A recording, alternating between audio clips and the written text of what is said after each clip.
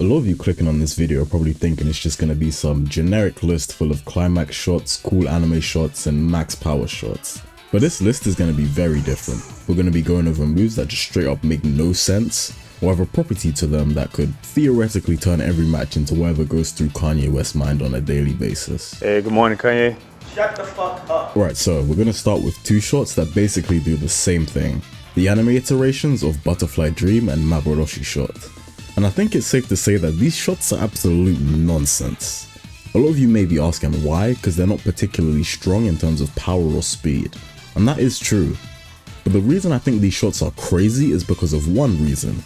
And that's that theoretically, these shots have zero counterplay. Within the anime, these shots can just ignore attempts at defending against them. And hear me out, conceptually, that's fucking stupid. The fact that they can make defense completely irrelevant just breaks actually, it not only breaks football, it breaks sports as a concept. Without defense, it just turns into an all-out shitstorm. Of course, Maboroshi Shot was stopped due to plot reasons in the anime, but anime bullshit aside, these two shots are genuinely insane. Next, we're going to go over a shot from the anime, but in regards to how it would have worked in the games, and I believe that this shot would have been one of the most broken moves of all time if it functioned in the games the same way it did in the anime. We're of course talking about Excalibur. Firstly, in the mainline games and Strikers series, certain moves were given properties. For example, some moves could be counter shots, some moves could allow you to chain shots together. Moves were only given one of these and there was essentially no drawbacks to possessing one. Excalibur was a long shot, similar to Tsunami Boost, meaning it could be shot from anywhere on the pitch. But unlike Tsunami Boost, in the anime, Excalibur got stronger the further away from the enemy goal you shot it. That is genuinely insane. Shooting from afar has the drawback of losing power over each unit of distance it travels before reaching the goal. Shooting from within range doesn't suffer from this much since the shot travels a very short distance before reaching its destination. This somewhat balances out the feature, but the anime version of Excalibur just says fuck that shit and flips it on his head. There would be no drawback of just letting this shit rip from wherever you are. But it does not stop there. Like I said before, moves were only given one property. This makes it so that each move can serve a different purpose, which results in a wider range of viable moves, preventing the game from revolving around the set few. That's a pretty good way to balance it, right?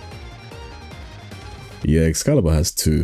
In the anime, not only is Excalibur a long shot, but it's also a block shot, technically a counter shot.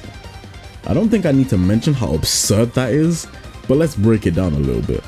A counter shot not only blocks the oncoming shot, but it sends it back towards the enemy goal with the combined power of your shot and the remaining power the shot itself had before you blocked it.